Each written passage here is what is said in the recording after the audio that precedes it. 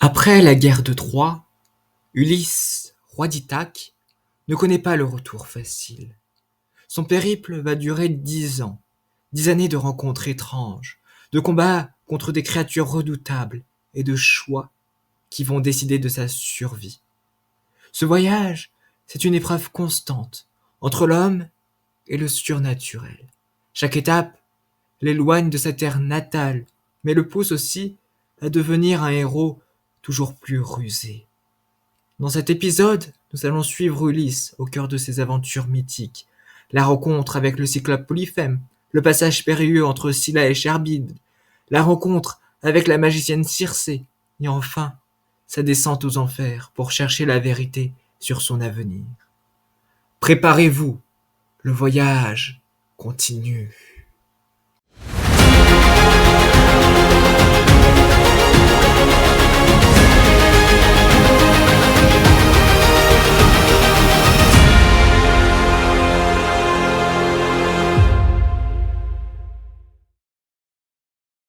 Après la chute de Troie, Ulysse et ses compagnons accostent sur une île étrange, sauvage et inquiétante, l'île des Cyclopes. Ces créatures géantes vivent en marge de toute civilisation, sans loi, sans assemblée, sans agriculture. Chaque cyclope vit isolé, maître de son domaine. Curieux, Ulysse explore l'île avec quelques hommes et découvre une grotte habitée, remplie de fromage, de lait et de brebis. Ils entrent sans invitation, espérant bénéficier des lois sacrées de l'hospitalité. Mais le maître des lieux, les cyclopes Polyphème, rentre bientôt. Immense, terrifiant, avec un seul œil au milieu du front, il découvre les intrus. Contrairement aux coutumes grecques qui imposent d'accueillir les étrangers, Polyphème refuse l'hospitalité. Il enferme les Grecs dans sa caverne et, au lieu de les nourrir, il commence à les dévorer vivants, 2 par 2. Face à cette brutalité, Ulysse ne perd pas son sang-froid. Il élabore un plan audacieux. Il offre au cyclope du vin fort qu'il a emporté, un breuvage très puissant. Polyphème séduit et en boit plusieurs coups, jusqu'à sombrer dans l'ivresse. Quand le géant lui demande son nom, Ulysse répond avec ruse « Je m'appelle personne ». Une fois le monstre endormi, Ulysse et ses hommes aiguisent un pieu de bois, le chauffent au feu, puis le plantent dans l'œil unique du cyclope. Polyphème hurle de douleur et appelle à l'aide les autres cyclopes. Mais quand ils accoururent et demandent qui l'attaque, il répond « Personne me fait du mal ». Trompés par ce nom, les autres cyclopes repartent, pensant à un caprice ou éventuellement à une maladie.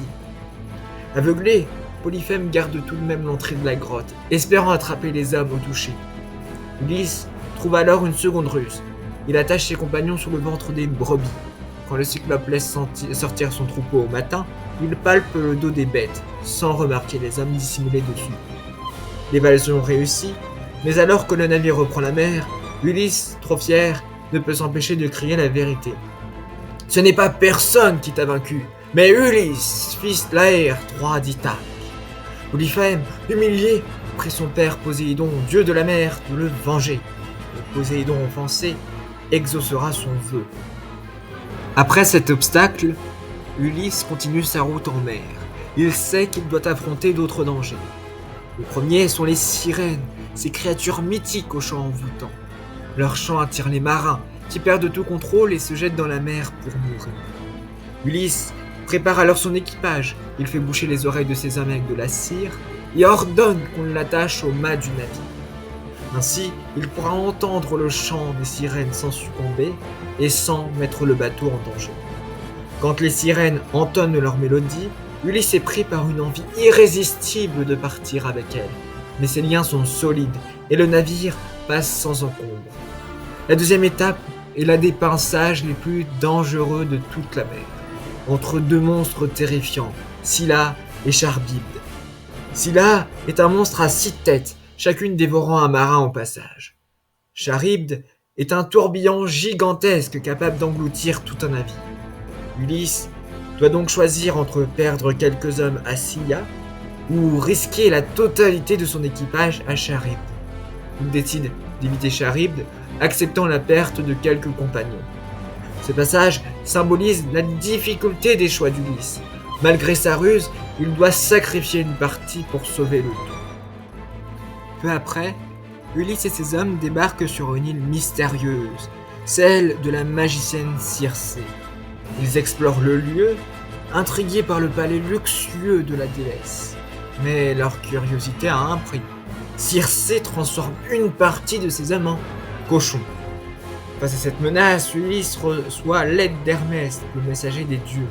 Hermès lui donne un remède, une plante magique, appelée Molly, qui le protège de la magie de Circé. Grâce à ce talisman, Ulysse résiste au charme de la magicienne et la force à libérer ses compagnons. Mais il ne repart pas immédiatement. Il reste plusieurs mois sur l'île en compagnie de Circé, qui devient alors une alliée. Elle enseigne à Ulysse comment affronter les prochaines épreuves, notamment la descente aux enfers. Ce séjour symbolise la tentation du confort et du pouvoir qui menace l'objectif final d'Ulysse, retourner chez lui. C'est un moment de pause, mais aussi un choix. Rester sur l'île avec Circé ou repartir pour espérer rentrer sur l'île d'Ithaque et retrouver Pénélope et Télémaque. Avant de poursuivre, Ulysse doit accomplir un rituel très particulier. Descendre aux enfers pour interroger l'esprit du devin Thérésias. Ce voyage, dont le monde des morts est un passage dangereux, a un rite de passage symbolique. Il sacrifie une génisse noire et à travers le sang, les âmes des morts apparaissent. Il rencontre Thérésias qui lui donne des conseils essentiels pour éviter les pièges à venir, notamment ne pas toucher au troupeau du dieu soleil. Puis, Ulysse croise l'âme de sa mère, Anticlée, morte de chagrin à cause de son absence. C'est un moment chargé d'émotions pour Ulysse. Il parle aussi avec des héros comme Achille, qui lui rappelle que la gloire dans la vie est éphémère et que la paix après la mort vaut plus que la célébrité. Ces rencontres donnent à Ulysse une nouvelle force, mais aussi une compréhension plus profonde du sens de son voyage. Il apprend que le retour sera difficile, qu'il devra faire preuve de patience et surtout de prudence. Ce très très long voyage dans le monde des monstres, des magiciennes et des morts a transformé Ulysse. Il n'est plus seulement un guerrier, mais un homme qui connaît la peur, la ruse, la douleur et la sagesse. Le chemin vers Ithaque est encore long, très long, très très long. Et l'attendent de nombreuses épreuves. Dans le prochain et dernier épisode de cette série, nous suivrons son retour à Ithaque, sa lutte contre les prétendants de sa femme Pénélope et la dernière bataille pour retrouver son royaume. Je vous remercie d'avoir regardé cette vidéo. N'oubliez pas de vous abonner à ma chaîne et d'activer la cloche pour ne rien manquer de cette incroyable odyssée. Et on se dit à très bientôt pour le dernier épisode.